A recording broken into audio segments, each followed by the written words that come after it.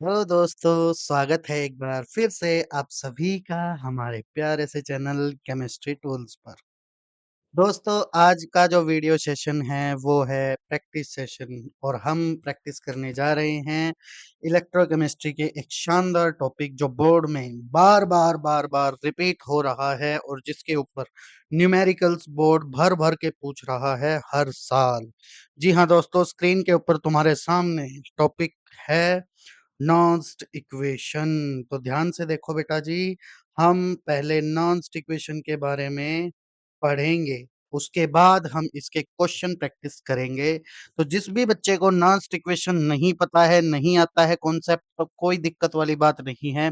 इस वीडियो को देखने के बाद मैं तुम्हें यकीन दिलाता हूँ कि तुम नॉन्स्ट इक्वेशन को बहुत बढ़िया तरीके से ग्रैब कर पाओगे, कैच कर पाओगे और उसके ऊपर होल्ड कर पाओगे।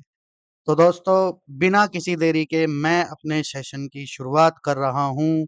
तो चलिए शुरू करते हैं। देखो जी, नॉन्स्ट इक्वेशन सबसे पहले मैं तुमको बता दूं कि ये इक्वेशन हमें किस चीज में हेल्प करता है। ये जो इक्वेशन है ये हमें हेल्प करता है सेल का या किसी भी एक हाफ सेल का इलेक्ट्रॉन पोटेंशियल निकालने में। तो तुम्हारा सवाल होगा, सर वो तो शी भी निकाल देती थी, इससे क्या मतलब, इससे क्या हो जाएगा? नॉन्स्ट इक्वेशन को लाने से ऐसा क्या मतलब आपने कोई बड़ा तीर मार दिया है? तो भैया जी, मैं तुम्हारी काइंड इन्फॉर्मेशन के लिए बता दूं, जो शी है वो स्टैंडर्ड इलेक्ट्रोड पोटेंशियल निकालती थी किसी भी एक हाफ सेल का या किसी भी एलिमेंट का। जो वो इलेक्ट्रोड पोटेंशियल निकालती थी वो स्टैंडर्ड कंडीशंस पे निकालती थी। लेकिन यहाँ से दिक्कतें कैसे आना स्टार्ट हुई? भैया जी, हम कोई सेल कंस्ट्रक्ट करेंगे, मान लो कोई भी एक सेल बना रहे हैं, तो ज़ाहिर-सी बात है अगर मैं शी के हिसाब से ही चलूँगा, तो मुझे मेरी सेल भी स्टैंडर्ड कंडीशंस के ऊपर ही क्या करनी पड़ेगी, कंस्ट्रक्ट करनी पड़ेगी। और उस सेल को काम भी करवाना पड़ेगा किसके ऊपर? स्टैंडर्ड कंडीशंस के ऊपर। क्या ऐसा पॉसिबल है क्या? हैं? भाई किसी बंदे को, कोई बंदा लेह लद्दाख का है, हैं? उसे बैटरी की ज़रूरत है, तो वो कैसे मेंटेन करेगा? कोई बंदा जैसलमेर साइड का है, उधर तो बहुत कड़ा तापमान रहता है, बहुत गर्मी पड़ती है, कैसे मतलब वो स्टैंडर्ड कंडीशंस को मेंटेन करेगा? तो हमारा मुद्दा क्या है? हमारा मुद्दा ये है कि अगर हमें एक बार किसी इलेक्ट्रोड का electrode potential non standard conditions पर मिल जाए, तो हम क्या कर सकते हैं? आराम से उस सेल को कंस्ट्रक्ट कर सकते हैं और काम भी करवा सकते हैं।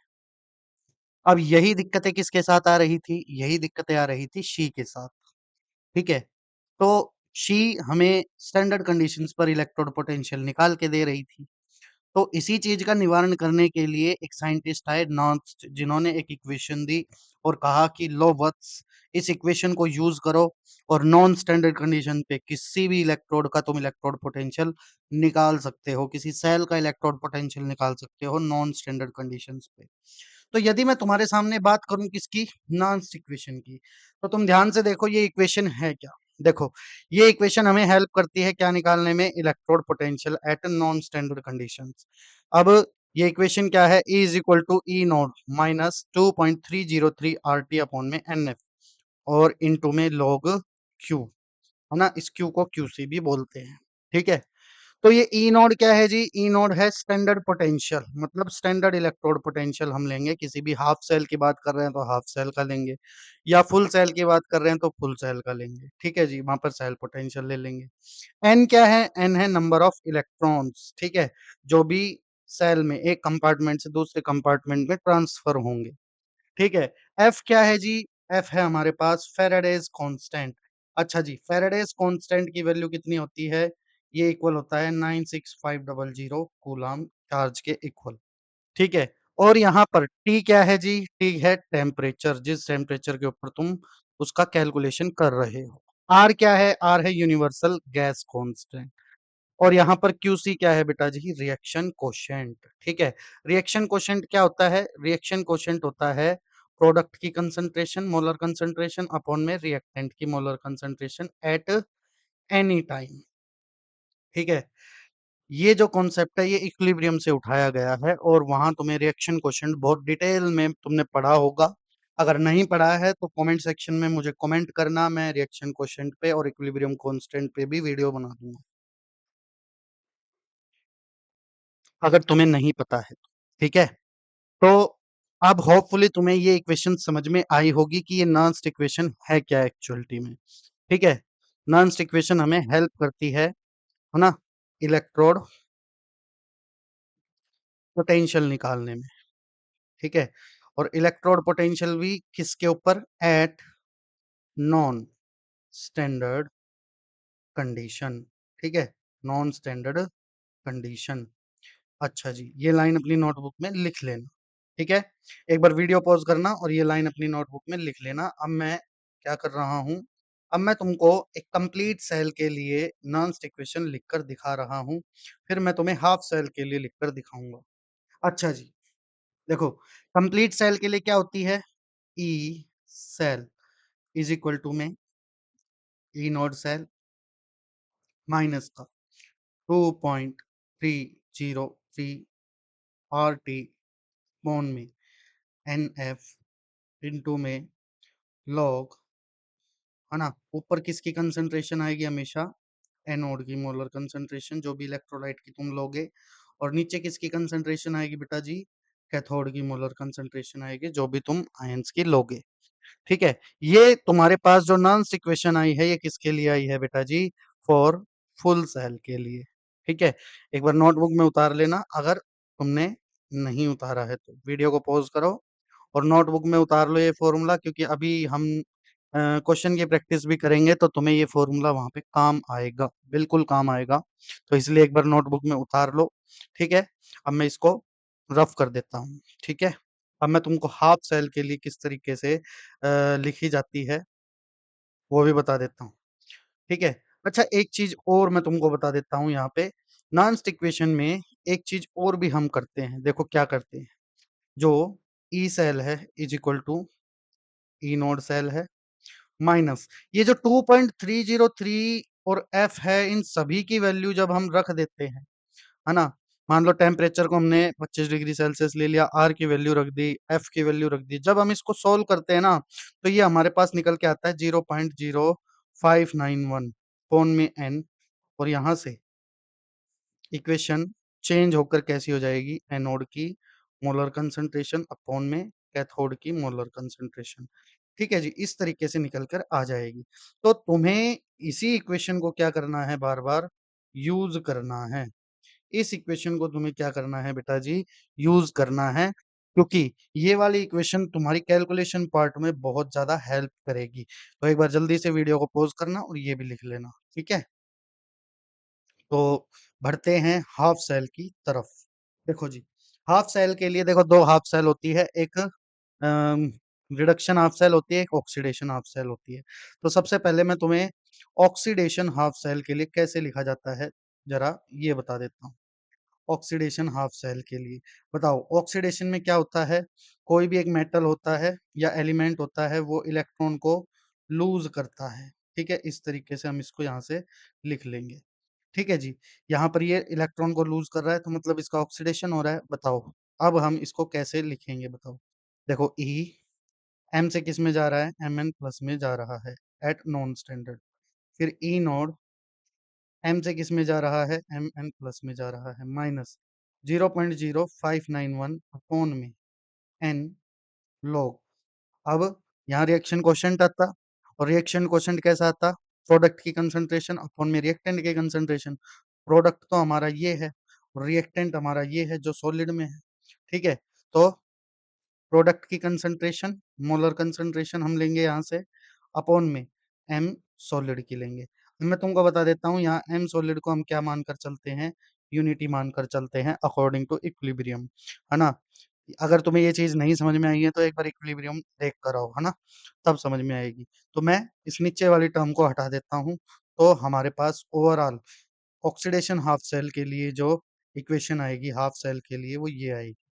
ठीक है, जल्दी से एक बार वीडियो पॉज करना और लिख लेना, होपफुली समझ में आया होगा। नहीं आया तो एक बार रिपीट करके तुम दोबारा से क्या कर सकते हो, देख सकते हो, 2 मिनट पीछे रिपीट कर लेना और दोबारा से एक बार सुन लेना और अच्छे तरीके से समझ में आ जाएगा। ठीक है जी, बढ़ते हैं आगे की तरफ। अब मैं तुमको जो बताने जा रहा हूँ वो है रिडक्शन हाफ सेल के लिए। रिडक्शन हाफ सेल के लिए नॉन्स इक्वेशन क्या होती है, for for reduction half cell कैसी होती है जरा ध्यान से देखते हैं। ठीक है, देखो जी। हाँ, रिडक्शन में क्या होता है, कोई भी एलिमेंट अपनी ऑक्सीडेशन स्टेट में होता है और वो उतने ही इलेक्ट्रॉन को गेन करता है और किस में चला जाता है, सॉलिड में चला जाता है। इसको हम रिडक्शन बोलते हैं। यहाँ पर इस एलिमेंट का क्या हो रहा है, रिडक्शन हो रहा है। ठीक है, तो यहाँ से ई लिखेंगे, एम एन प्लस से किस में जा रहा है, एम में। फिर लिखेंगे E naught, M N plus से किस में जा रहा है, एन सॉलिड में जा रहा है, माइनस 0.0591 अपॉन में एन लोग प्रोडक्ट की कंसंट्रेशन अपॉन में रिएक्टेंट की मोलर कंसंट्रेशन, हम ये लिखेंगे यहाँ पे। तो प्रोडक्ट क्या है इस बार, एम सॉलिड है और रिएक्टेंट क्या है, एम एन प्लस है। ठीक है, तो ऊपर लिखेंगे एम सॉलिड की मोलर कंसंट्रेशन अपॉन में एम एन प्लस की मोलर कंसंट्रेशन। अभी अभी बताया मैंने कि जो एम सॉलिड होता है ना, इसको हम यूनिटी मानकर चलेंगे। जब यूनिटी मानकर चलेंगे तो हम इसको ना भी लिखे तो चलेगा। ठीक है, तो यहाँ पर ऊपर क्या जाएगा, वन। फिर मैं क्या करूंगा, इसको ऊपर की तरफ ले जाऊंगा, इस पूरी टर्म को ऊपर की तरफ ले जाऊंगा। जैसे ही इसको ऊपर की तरफ ले जाऊंगा तो देखो कैसे हो जाएगा, एम एन प्लस की जो पावर है वो -1 हो जाएगी। और जब ये -1 आगे की तरफ आएगा मल्टीप्लाई होने के लिए तो माइनस माइनस प्लस हो जाएगा। और फिर यहाँ से इक्वेशन हमारी कैसी हो जाएगी बेटा जी, यहाँ पर जो माइनस है वो क्या हो जाएगा, प्लस हो जाएगा। ठीक है, इस तरीके से ये इक्वेशन हमारी आ जाएगी, इस तरीके से। ठीक है जी, ऐसा यहाँ से एम एन प्लस। ठीक है, ये हाफ सेल के लिए हमारा हो जाएगा। ठीक है जी, ऐसे रिडक्शन हाफ सेल के लिए ये फॉर्मूला आ जाएगा हमारा। तो होपफुली तुम्हें दोनों हाफ सेल के लिए और कंप्लीट सेल के लिए नॉन्स इक्वेशन लिखनी आई होगी। ठीक है, अब हम बढ़ते हैं आगे की तरफ जिसमें हम करेंगे बेटा जी क्वेश्चन प्रैक्टिस। ठीक है, क्वेश्चन प्रैक्टिस एक बार देख लेते हैं किस किस तरीके से हमें करनी है।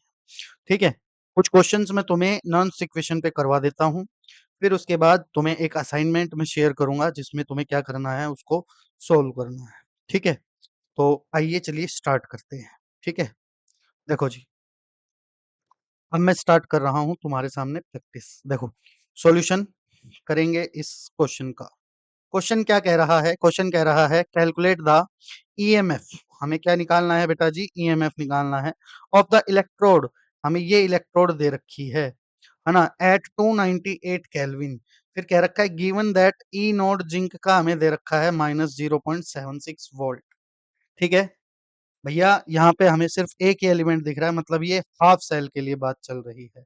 अच्छा, जिंक जीरो से किस में जा रहा है, +2 ऑक्सीडेशन स्टेट में जा रहा है। इसका मतलब ये जो सेल है हमारी, ये कैसी है जी, ऑक्सीडेशन हाफ सेल है। ठीक है, क्योंकि जिंक इलेक्ट्रॉन छोड़ रहा है। तो वही बात है, सबसे पहले हम क्या लिखेंगे, गिवन लिखेंगे। और गिवन क्या लिखेंगे, हमें ई नॉट दे रखा है किसका जी, जिंक का दे रखा है, वो भी कितना दे रखा है, माइनस का 0.76 वोल्ट। ठीक है जी, और क्या दे रखी है, मोलर कंसंट्रेशन दे रखी है जिंक 2+ की, कितनी दे रखी है जी, देखो जरा 0.1 मोलर। और हमें निकालना क्या है, ई जिंक, ये निकालना है एट नॉन स्टैंडर्ड कंडीशन। ठीक है, तो अभी अभी हमने देखा है कि ऑक्सीडेशन हाफ सेल के लिए क्या फॉर्मूला आता है, तो हम यहाँ पर क्या लिखेंगे बाद में, फॉर्मूला यूज्ड। ठीक है, क्या फॉर्मूला यूज होगा जरा ध्यान से देखना। ठीक है, फॉर्मूला यूज होगा बेटा जी, ई जिंक, जिंक 2+ में जा रहा है, इज इक्वल टू में ई नॉड जिंक, जिंक 2+ में जा रहा है, -0.0591 अपॉन में एन। अच्छा जी, एन की वैल्यू क्या है, कितने इलेक्ट्रॉन लूज कर रहा है जिंक, 2 इलेक्ट्रॉन लूज कर रहा है। तो यहाँ से कितना हो जाएगा, लॉग, यहाँ से मोलर कंसंट्रेशन ऑफ जिंक की 2+ की हम ले लेंगे। बस सारी चीज दे रखी है, अब हमें करना है सब चीजों को। ठीक है, बताओ जी, ई नॉट जिंक का कितना दे रखा है, माइनस का 0.76 वोल्ट दे रखा है, -0.0591 अपॉन में एन की वैल्यू कितनी दे रखी है जी, बताओ जी कितनी दे रखी है, 2 दे रखी है। लॉग जिंक 2+ की कंसंट्रेशन कितनी दे रखी है, 0.1 दे रखी है। ठीक है, बहुत बढ़िया। इसको हम क्या कर लेंगे, सोल्व कर लेंगे। जब इस पॉइंट को हटाएंगे जब इस पॉइंट को हटाएँगे तो नीचे क्या जाएगा जी? 10 जाएगा, है ना? नीचे क्या जाएगा? 10 जाएगा, है ना? नीचे 10 चला जाएगा, तो 1/10, ठीक है? फिर ये 10 ऊपर जाएगा तो 10 की क्या हो जाएगी? पावर -1, है ना? मैं इसको ढंग से लिख देता हूँ, ये 10 हो गया। अच्छा जी, फिर आगे की तरफ चले, माइनस 0.76 माइनस 0.0591 अपॉन में 2 सॉरी, लॉग 10 की पावर -1 हो जाएगा यहाँ पे। अब ये -1 आगे आएगा तो ये प्लस का हो जाएगा, है ना? तो मैं यहीं करके दिखा रहा हूँ देखो, ये -1 आगे गया तो यहाँ से क्या हो गया ये प्लस में हो गया है, ठीक है? और log 10 क्या होता है, किसके इक्वल होता है? ये 1 के इक्वल होता है, ठीक है? तो तुम इसको सोल्व कर लेना भैया जी, और जब इसको सोल्व करोगे तो तुम्हारे पास जो आंसर आएगा वो कितना आ जाएगा बेटा जी? माइनस का 0.79 वोल्ट, ठीक है? माइनस का 0.79 वोल्ट, ये तुम्हारा आंसर आएगा जब तुम इसको सॉल्व करोगे। तो होपफुली तुम्हें ये क्वेश्चन समझ में आया होगा, बहुत आसान था। बहुत बहुत बहुत आसान क्वेश्चन था। ये सबसे इजीएस्ट टाइप का क्वेश्चन है नॉन स्टिक क्वेश्चन के ऊपर, जो हाफ सेल के ऊपर आया है, ठीक है? आगे की तरफ चलते हैं नेक्स्ट क्वेश्चन के ऊपर, ठीक है? अगर ये क्वेश्चन समझ में आया तो एक अच्छा सा कमेंट सेक्शन में जरूर ड्रॉप करके जाना, ठीक है जी? ज़रूर ड्रॉप करके जाना। देखो जी, अगला क्वेश्चन जो है हमारा वो क्या है? देखो किस तरीके से हमें ये क्वेश्चन करना है, ठीक है जी? अब ज़रा ध्यान से देखना कि ये क्वेश्चन करना कैसे है, ठीक है जी? तो ये क्वेश्चन तुम्हें कैसे करना है ज़रा ध्यान से देखना। क्वेश्चन क्या है? क्वेश्चन है calculate the EMF of Cu से CuSO4 है, ठीक है? और 0.1 मोलर कंसंट्रेशन दे रखी है कॉपर 2+ आयंस की। कह रहा है द साल्ट इज 90% डिसोसिएटेड। जो साल्ट है CuSO4 वो सिर्फ 90% ही क्या कर रहा है? डिसोशिएट कर रहा है। तो गिवन दैट ई नोड की वैल्यू हमें दे रखी है कॉपर की 0.34 वोल्ट, हमें इसका ईएमएफ निकालना है। देखो भैया सबसे पहले तो तुम्हें ये पता होना चाहिए, यहाँ पर जो रिडक्शन पोटेंशियल दे रखा है, इलेक्ट्रोड पोटेंशियल दे रखा है, वो कौन सा दे रखा है? +2 से 0 ऑक्सीडेशन स्टेट में जा रहा है, गेन ऑफ इलेक्ट्रॉन, यानी यहाँ पर जो पोटेंशियल दे रखा है हमें वो रिडक्शन पोटेंशियल दे रखा है। ये मैंने मेरी पिछली वीडियो में पढ़ाया भी है तुम्हें, तो तुम्हें पता होना चाहिए, ठीक है? यहाँ पर रिडक्शन पोटेंशियल दे रखा है। अब हमें निकालना क्या है? ईएमएफ निकालना है, यानी ई सी यू से Cu2+ जा रहा है, तो हमें क्या करना है? इसका ई निकालना है, ठीक है? कैसे निकालेंगे? जरा देखो, ई नोड किसका दे रखा है हमें? रिडक्शन पोटेंशियल का दे रखा है, तो या तो तुम इसका रिडक्शन पोटेंशियल निकाल लो या ऑक्सीडेशन पोटेंशियल निकाल लो, एक ही बात है ना? तुम्हें क्या करना रहेगा बेटा जी? तुम्हें इसका रिडक्शन पोटेंशियल निकालना रहेगा। तो मैं भी इसको क्या कर लेता हूँ? कन्वर्ट कर लेता हूँ रिडक्शन पोटेंशियल में। तो यहाँ लिख देता हूँ सी यू, एक सेकेंड भाई, दोबारा से एक बार मैं लिख देता हूँ कि क्या चल रहा है। देखो, या तो मैं इसको रिडक्शन पोटेंशियल में कन्वर्ट कर लेता हूँ कुछ इस तरीके से, ये लो जी, ठीक है? ये निकालना है मेरे को, बाद में इसका ऑक्सीडेशन पोटेंशियल निकालो या कुछ भी निकालो, वो तुम्हारी मर्जी है। और हमें ई नोड दे रखा है Cu2+ से Cu का, ठीक है? प्लस का 0.34 वोल्ट, माइनस का 0.0591, एन की वैल्यू हमारे पास 2 है, लॉग, ठीक है? अब ये हमें रिडक्शन पोटेंशियल दे रखा है, तो रिडक्शन हाफ सेल के लिए तुम निकाल लो ये चीज। रिडक्शन हाफ सेल के लिए कैसे निकालोगे? अभी अभी बताया था। यहाँ पे क्या हो जाएगा बेटा जी? प्लस हो जाएगा, और यहाँ पर कॉपर 2+ की कंसेंट्रेशन आ जाएगी, ठीक है? बस वैल्यू रखो एक बार, देखो कॉपर 2+ की यहाँ पर मोलर कंसेंट्रेशन 0.1 मोलर लेकर चल रहा है, ठीक है जी? 0.1 मोलर लेकर चल रहा है, और वो कह रहा है 0.1 मोलर ली है, लेकिन 0.1 मोलर ली है, लेकिन वो कह रहा है कि 90% ही डिसोशिएट कर रहा है। तो भैया जी 0.1 मोलर का 90% कितना होगा? देखो, अगर मैं 1 लूं तो 90% डिसोशिएट कर रहा है, तो मेरे को 0.9 क्या मिलेंगे? कॉपर 2 प्लस के आयंस मिलेंगे। ठीक है, तो मतलब 0.1 मोलर लेकर चल रहा है और 0.9 अगर मुझे मिल रहा है, तो मैं जब इसको सोल्व करूंगा तो ये आएगा 0.09, मतलब इतना कॉपर 2 प्लस मुझे मिलेगा 0.1 मोलर से। ठीक है, अगर मेरा साल्ट 90% डिसोशिएट करता है तो यहां पर जो मोलर कंसंट्रेशन तुम लोगे वो क्या लोगे? 0.09। ठीक है, ना कि 0.1। देखो कितने गजब की बात मैंने तुमको यहाँ से बताई है। ठीक है, ई नोड हमें कितना दे रखा है? चलो वैल्यू रख देते हैं अब सारी की सारी, है ना।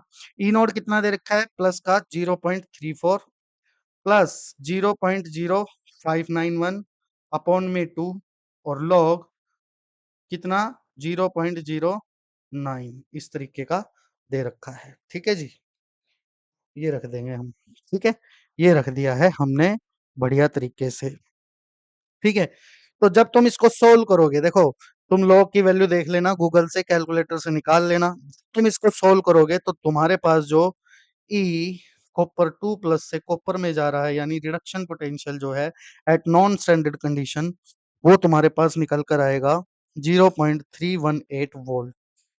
0.318 वोल्ट, ये तुम्हारा आंसर रहेगा एट द एंड।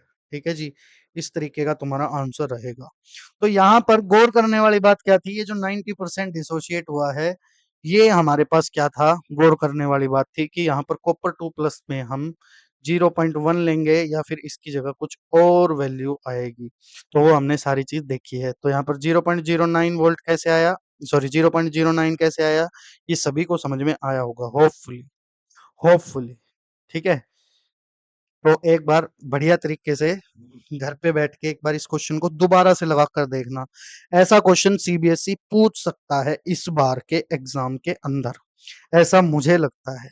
ठीक है, मैं इस क्वेश्चन के ऊपर शर्त लगाता हूं कि ये 100% सीबीएसई के अंदर आ सकता है इस बार, ऐसा क्वेश्चन। ठीक है, तो जरूर इस क्वेश्चन को एक बार घर पे प्रैक्टिस करके देखना। नाउ हम बढ़ते हैं आगे की तरफ। ठीक है जी, एग्जाम्पल नंबर 3 के ऊपर अब हम चल पड़ते हैं। ठीक है जी, जरा ध्यान से देखना भाई। क्वेश्चन है, calculate the EMF of the cell at 25 degree Celsius. पहले ही कह के चल रहा है, कॉपर कॉपर 2 प्लस पे जा रहा है और एजी एजी में जा रहा है।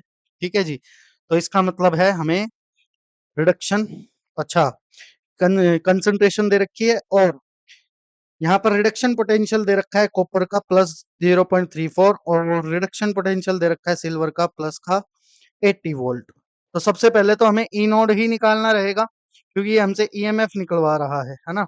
देखो ये हमसे क्या निकलवाना चाह रहा है? ई सेल निकलवाना चाह रहा है। ठीक है, यहाँ मैं लिख लेता हूँ सॉल्यूशन और यहाँ मैं लिख लेता हूँ गिवन, ताकि मुझे सारी चीजों का पता रहे। ठीक है जी, देखो ये रिप्रेजेंटेशन जो दे रखी है, ये रिप्रेजेंटेशन में तुम्हें क्या चीज दिख रही है? ये लेफ्ट में है, ये क्या है? एनोड है। ठीक है, लेफ्ट में हमेशा एनोड लिखी जाती है और राइट में हमेशा कौन लिखी जाती है? कैथोड लिखी जाती है। ठीक है जी, तो हमें एनोड की मोलर कंसंट्रेशन कितनी दे रखी है? 4 मोलर। और कैथोड की मोलर कंसंट्रेशन कितनी दे रखी है? 0.1 मोलर। ठीक है जी, अच्छा, फिर ई नोड दे रखा है किसका? कॉपर 2 प्लस से कॉपर में जाने का प्लस 3.4 वोल्ट। ठीक है, और रिडक्शन पोटेंशियल दे रखा है किसका? स्टैंडर्ड पे एजी प्लस से एजी पर जाने में, तो ये कितना दे रखा है? 0.80 वोल्ट। ठीक है, ये सारी चीजें हमारे पास क्या हो चुकी है? गिवन हमने लिख ली है। अब इसके बाद क्या होगा बेटा जी? अब इसके बाद हम करेंगे फॉर्मूला यूज्ड। फॉर्मूला यूज्ड, क्या फॉर्मूला हम यूज करेंगे जरा ध्यान से देखना भाई। फॉर्मूला है हमारे पास नॉन इक्वेशन का, E cell is equal to में ई नोट सेल माइनस का 0.0591 अपॉन में एन लॉग एनोड की मोलर कंसेंट्रेशन अपॉन में कैथोड की मोलर कंसेंट्रेशन। ये फॉर्मूला हम यूज करेंगे, लेकिन हमें ई नोड सेल का नहीं पता है। ई नोड सेल हमें निकालनी पड़ेगी। ठीक है। तो ई नोड सेल हम कैसे निकालेंगे जरा ध्यान से देखना भाई। ई नोड सेल निकालने के लिए हम क्या करेंगे, रिडक्शन पोटेंशियल दे रखा है दोनों का, तो ज्यादा रिडक्शन पोटेंशियल में से कम रिडक्शन पोटेंशियल को घटा देंगे। तो ज्यादा किसका होता है, कैथोड का, है ना। ज्यादा किसका होता है रिडक्शन पोटेंशियल, कैथोड का होता है। तो यहाँ ई नोड कैथोड माइनस में ई नोड एनोड कर देंगे। कैथोड कौन है, जिसका रिडक्शन पोटेंशियल ज्यादा होगा, यानी एजी बिहेव कर रहा है कैथोड की तरह। तो 0.80 माइनस 0.34 वोल्ट, इसको हम क्या कर लेंगे, माइनस कर लेंगे। तो हमारे पास जो ई नोड निकल के आएगा वो कितना निकल के आएगा, जरा ध्यान से देखना भैया जी, जरा ध्यान से देखना भैया जी, कितना निकल के आएगा, जरा ध्यान से देखना। ठीक है, बताओ जी कितना आएगा, कितना आएगा। 80 में से 34 गए तो ये बचे 46, 0.46 वोल्ट। ठीक है, ये हमारे पास ई नोड सेल आ चुका है। ठीक है जी। अब हम क्या करेंगे बेटा जी, अब हम यहाँ से ई नोड सेल हमें मिल चुका है, तो ई सेल निकाल लेंगे। बताओ जी कैसे। जीरो ई नोड सेल कितना दे रखा है, 0.46 माइनस का 0.0591 अपॉन में एन की वैल्यू कितनी हो जाएगी बताओ, एन की वैल्यू कितनी हो जाएगी, एन की वैल्यू हो जाएगी 2, क्योंकि copper 2 electron gain sorry loss कर रहा है, तो 2 इलेक्ट्रॉन हो जाएंगे, यहाँ पे एन की वैल्यू हो जाएगी 2 लॉग। एनोड कौन है, एनोड है जी कॉपर, कॉपर की कितनी दे रखी है जी, 4 दे रखी है। ठीक है, अपॉन में कैथोड क्या है, कैथोड है सिल्वर। ठीक है, देखो एक कॉपर 2 इलेक्ट्रॉन लूज कर रहा है, एक कॉपर 2 इलेक्ट्रॉन लूज कर रहा है। सिल्वर तो एक बार में एक ही इलेक्ट्रॉन एक्सेप्ट करेगा ना, तो 2 इलेक्ट्रॉन को एक्सेप्ट करने के लिए कितने सिल्वर लगेंगे, 2। ठीक है, तो यहाँ पे जो सिल्वर की मोलर कंसंट्रेशन लेंगे उसका हमें क्या करना पड़ेगा, स्क्वायर करना पड़ेगा। और सिल्वर की कंसंट्रेशन कितनी दे रखी है, 0.1, और इसका स्क्वायर। ठीक है, इस तरीके से तुम इसको क्या कर लेना, अब सोल्व कर लेना। ठीक है, सभी के पास कैलकुलेटर है। इस क्वेश्चन का मैं आंसर नहीं बता रहा हूं तुम्हें, अब इस क्वेश्चन का आंसर तुम्हें मुझे कमेंट सेक्शन में कमेंट करके बताना है कि सर एग्जाम्पल नंबर 3 का जो आंसर आएगा वो ये आएगा। ठीक है, इस तरीके से तुम्हें मुझे बताना है। अगर तुम्हें वीडियो पसंद आई है, तुम्हें बहुत बढ़िया तरीके से अगर वीडियो अच्छी लगी, समझ में आए क्वेश्चन और तरीका समझ में आया, कॉन्सेप्ट समझ में आया, तो भैया जी वीडियो को लाइक करना, शेयर करना और बढ़िया बढ़िया कमेंट करना। और यदि कोई भी बच्चा हमारे चैनल के ऊपर नया है तो बेटा प्लीज चैनल को सब्सक्राइब कर लेना। हम तुम्हारे लिए एक बहुत बढ़िया बढ़िया क्वेश्चन सेशन लेकर आने वाले हैं। ठीक है, जो तुम्हारे लिए बहुत ही ज्यादा बेनिफिशियल होंगे। तो मिलते हैं अगली वीडियो